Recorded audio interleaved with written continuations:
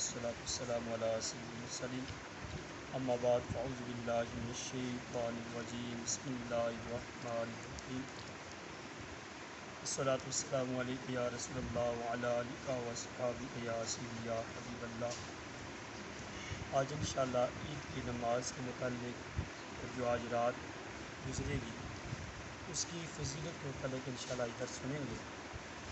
پیارے آقا صلی اللہ تعالیٰ علیہ وسلم نے ارشاد فرمایا، جس نے عیدین کی رات عید الفطر عید الاضحیٰ کو طلب ثواب کے لیے قیام کیا یعنی عبادت میں گزارا، اس دن اس کا دل نہیں مرے گا جس دن لوگوں کے دل مر جائیں۔ یعنی آج وہ رات ہے، برکتوں والی عظمتوں والی رات ہے، اللہ کی بارگاہ میں قیام کرنے کی رات ہے، شب بیداری کی رات ہے۔ اس دن جو قیام کرے گا، جس دن لوگوں کے دل مر جائیں گے، اس کا دل زندہ ہوگا۔ سبحان اللہ۔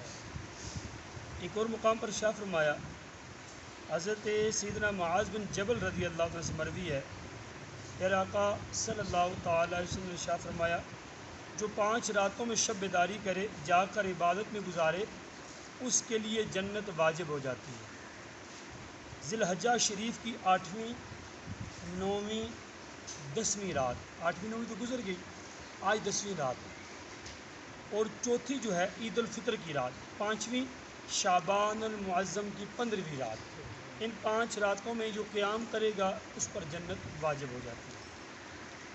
ایک اور حدیث پاک میں ہے کہ نماز عید جو ہے اس میں جب جاتے ہیں تو چھوٹی عید جو ہوتی ہے عید الفطر کے اندر، پیارے آقا صلی اللہ تعالیٰ وسلم نے ارشاد فرمایا، عید الفطر کے لیے آپ جب تشریف لے جاتے تو کچھ کھا کر نماز کے لیے تشریف لے جاتے، اور عید الاضحیٰ کے روز نہیں کھاتے تھے جب تک نماز سے فارغ نہ ہو جاتے تھے۔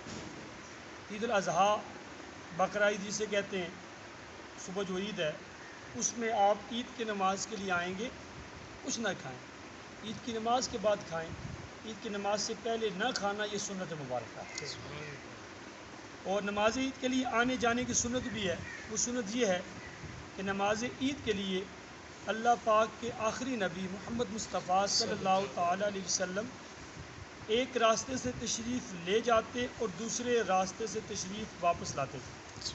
ایک راستے سے جائیں اور دوسرے راستے سے واپس آئیں، یہ سنت مبارکہ ہے۔ عید کی نماز کا طریقہ کچھ اس کے آداب بھی ابھی سنتے ہیں۔ عید کی نماز کیونکہ سال بعد آتی ہے، اکثر لوگ وہ دوسروں کو دیکھ رہے ہوتے ہیں کہاں ہاتھ اٹھانے ہیں کہاں نہیں اٹھانے ہیں۔ عید کی نماز کی نیت یہ ہے، 2 رکعت نماز عید الاضحیٰ، صبح عید الاضحیٰ ہے، 2 رکعت نماز عید الاضحیٰ، اگر اپنی زبان میں کرنا چاہیں تو بڑی عید، بقرہ عید بھی کہہ سکتے ہیں۔ 2 رکعت نماز عید الاضحیٰ 7-6 زائد تکبیروں کے، 7-6 زائد واجب تکبیروں کے پڑھتا ہوں واسطے اللہ تعالیٰ کے، منہ میں رہتا ہوں خانہ کعبہ شریف، اللہ اکبر۔ یہ نیت کر لی۔ نیت کے بعد امام صاحب جو ہیں وہ ثنا پڑھیں گے، آپ لوگ بھی ثنا پڑھیں گے۔ ثنا پڑھتے ہی امام صاحب 3 بار تکبیر کہیں گے، 3 تکبیریں کہیں گے، ہر تکبیر پر ہاتھ اٹھا کر چھوڑ دینا ہے۔ ایک بار تکبیر کہیں گے اللہ اکبر، آپ نے بھی ہاتھ اٹھانے ہیں اور چھوڑ دینا ہے۔ پہلے آپ نے تکبیر کہہ کے ہاتھ باندھ لی، ثنا پڑھی، اس پر ایک تکبیر ہاتھ چھوڑ دینا ہے، پھر دوسری تکبیر ہاتھ چھوڑ دینا ہے، پھر تیسری تکبیر پڑھیں گے تو اس پہ ہاتھ اپنے باندھ لیں گے۔ اب امام صاحب جو ہیں سورۃ فاتحہ پڑھیں گے، اس کے بعد کی صورت میں لائیں گے، اس کے بعد رکوع سجود کے بعد پہلی مکمل رکعت ہو جائے گی۔ اب دوسری رکعت کے لیے امام صاحب جب کھڑے ہوں گے، کھڑے ہوتے ساتھ ہی سورہ فاتحہ کی قرات کریں گے، صورت میں لائیں گے۔ اب رکوع میں جانے سے پہلے 3 تکبیریں کہی جائیں گی۔ اب 3 تکبیریں اللہ اکبر کہہ کے ہاتھ چھوڑ دیں گے، پھر اللہ اکبر کہہ کے ہاتھ چھوڑ دیں گے، تیسری بار بھی اللہ اکبر کہہ کے ہاتھ چھوڑ دیں گے، چوتھی تکبیر رکوع میں تکبیر کہتے ہوئے رکوع میں امام صاحب بھی جائیں گے، آپ لوگ بھی جائیں گے، اس کے بعد سجود کے بعد سلام پھیر دیا جائے گا۔ ایک مسئلہ یاد رکھیے گا، پہلے بھی عرض کیا تھا، ہاتھ کہاں باندھے جاتے ہیں اور ہاتھ کہاں نہیں باندھے جاتے ہیں، یہ ابھی تک کنسیپٹ شاید میں نے دیکھا بہت سے لوگوں کا ابھی تک نہیں کلیئر ہوا۔ ہاتھ وہاں باندھے جاتے ہیں جہاں کچھ پڑھا جاتا ہے، جہاں کچھ نہ پڑھا جائے وہاں ہاتھ نہیں باندھے جاتے۔ مثال کے طور پر عید کی پہلی رکعت میں ہم کیا کرتے ہیں، جو ہی نیت کرتے ہیں ہاتھ باندھتے ہیں، کیونکہ سنا پڑھنی ہے، سنا پڑھ لی، اس کے بعد 3 تکبیریں کہتے ہیں، اللہ اکبر، ہاتھ چھوڑ دیے، پڑھنا کچھ نہیں، ہاتھ چھوڑ رہے ہیں، پھر اللہ اکبر، کچھ نہیں پڑھنا، ہاتھ چھوڑ دیے، اب تیسری تکبیر میں اللہ اکبر کے ہاتھ باندھیں گے، کیونکہ اب کچھ پڑھنا ہے، سورہ فاتحہ پڑھیں گے، امام صاحب قرات کریں گے، تو جہاں کچھ پڑھنا ہے وہاں ہاتھ باندھے جاتے ہیں۔ اب دوسری رکعت کا اندازہ لگا لیں، دوسری رکعت میں آپ جب کھڑے ہوتے ہیں امام صاحب ہاتھ باندھ کے سورہ فاتحہ پڑھتے ہیں، سورت ملاتے ہیں، اب رکوع میں جاتے ہیں، رکوع میں جانے سے پہلے 3 تکبیریں کہتے ہیں، اللہ اکبر، ہاتھ چھوڑ دیے، پڑھنا کچھ نہیں ہے، اللہ اکبر، ہاتھ چھوڑ دیے، پڑھنا کچھ نہیں ہے، اللہ اکبر، ہاتھ چھوڑ دیے، پڑھنا کچھ نہیں ہے، پھر تکبیر کہتے ہوئے رکوع میں چلے جائیں گے، پڑھنا کچھ نہیں ہے۔ اب ایک مسئلہ اسی سے ریلیٹڈ ہے جنازے کا۔ جنازے میں جب 4 تکبیریں کہی جاتی ہیں، امام صاحب تکبیر کہتے ہیں، ہاتھ باندھتے ہیں، اس کے بعد 4 تکبیریں کہی جاتی ہیں، ہاتھ نہیں اٹھائے جاتے، لیکن چوتھی تکبیر جب ختم ہوتی ہے، چوتھی تکبیر کے بعد کچھ نہیں پڑھنا ہوتا، صرف کیا ہوتا ہے، سلام پھیرنا ہوتا ہے۔ اب چوتھی تکبیر ہو گئی، اب پڑھنا کچھ نہیں ہے۔ بعض لوگ کیا کرتے ہیں، پہلے اسلام پھیرتے ہوئے ایک ہاتھ سے کرتے ہیں، دوسرا اسلام پھیرتے دوسرا ہاتھ کرتے ہیں، ٹھیک ہے۔ بعض کیا کرتے ہیں، ہاتھ پھیرے پھر اسلام پھیر لیتے ہیں، باندھے باندھے۔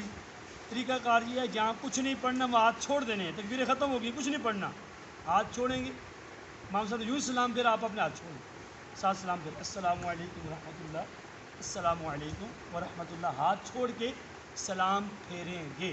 یہ مسئلہ ذہن میں رکھیے گا۔ اور اس کے ساتھ ساتھ عید کے حوالے سے کچھ مسائل اور بھی ہیں، میں عرض کرتا چلوں۔ عید کے لیے یہ ہے کہ عید کے احکام اور عید الفطر اور عید الاضحیٰ کے احکام سیم ٹو سیم ایک جیسے ہیں، صرف اور صرف ایک فرق ہے، وہ یہ ہے کہ مستحب یہ ہے کہ عید الفطر میں جب نماز کے لیے جائیں گے تو کچھ کھا کے جائیں گے، اور سنت یہ ہے کہ میٹھی چیز کھائی جائے، 3 کھجوریں تاک کھا لی جائیں، 5 کھا لی جائیں، 7 کھا لی جائیں، کھجوریں نہ تو کوئی میٹھی چیز کھا لی جائے۔ اور عید الاضحیٰ جو بڑی عید ہے، اس کی نماز کے لیے آئیں گے تو آپ کچھ نہیں کھائیں گے، بلکہ عید کی نماز کے بعد کیا کریں گے، آپ کچھ کھانا چاہیں تو کھائیں، اور افضل یہ ہے کہ آپ جو قربانی کا گوشت ہے اس سے ہی تناول فرمائیں۔ اسی کے ساتھ ایک ریلیٹڈ مسئلہ ہے کہ لوگ اس کو روزہ کہتے ہیں، عید کے دن روزہ نہیں ہوتا، عید کے دن روزہ نہیں ہوتا، بلکہ عید کے دن روزہ رکھنا حرام ہے۔ عید کے دن چاہے چھوٹی عید ہو یا بڑی عید ہو، عید کے دن روزہ کی نیت کرنا، روزہ رکھنا، یہ کیا ہے، حرام ہے۔ عید کے دن روزہ نہیں ہے، بلکہ اللہ تبارک و تعالیٰ کی طرف سے اپنے بندوں کی مہمان نوازی ہوتی ہے۔ سبحان اللہ، دونوں عیدوں پہ رب کی طرف سے اپنے بندوں کی کیا ہے، مہمان نوازی ہے۔ تو مخلص بندہ وہی ہے جو مہمان نوازی کو قبول کرتا ہے۔ تو تقویٰ اسی میں ہے جو رب کے حکم کے مطابق ہے۔